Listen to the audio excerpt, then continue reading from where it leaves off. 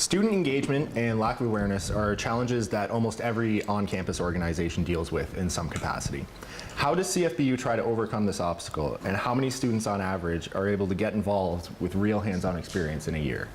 Those 90 students might have trouble coming back and actually returning to the station to host those shows, as Andrew mentioned, or to provide regular content because they're students. I myself have felt this strain, and I can't get involved. I would love to have a show, but I can only get involved and pick and choose where I would like to.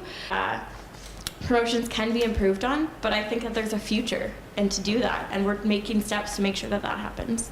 I'm curious as to the number of students who are kind of coming back from that. You mentioned that, yeah, things kind of come up in students' lives and students get busy with things and they might not return, but why are students not feeling drawn after spending that year and spending that time kind of volunteering? Why are they not feeling drawn to come back and to return and to kind of see their show improve with the more experience that they're having? Your hiring committee involves one person who's not a student who sits on and makes all the hiring decisions. It's their responsibility to go out and to hire these people.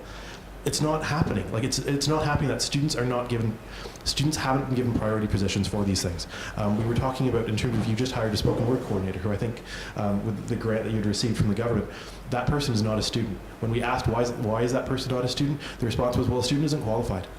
How can you make that determination with a student radio station?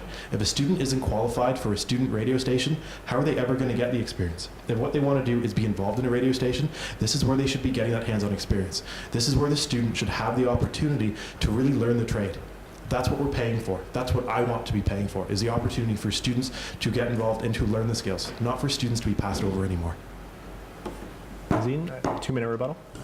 Yeah, so first of all, I'd like to correct some of the things you said. I personally actually am on the HR committee, and I've gone through, and every single student that we have hired, I've been involved in that process. So there has been a student representative on the HR committee, and there's actually 2 other members on the HR committee. So I'm not sure quite where you're getting the one person from, and that's not just a community member.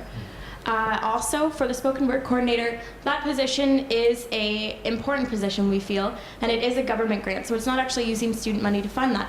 Now, that position is used currently, and that's how the profile was set up, to create spoken word shows so that those spoken word shows can be passed off to students and made so that, and packaged so that they find them easy.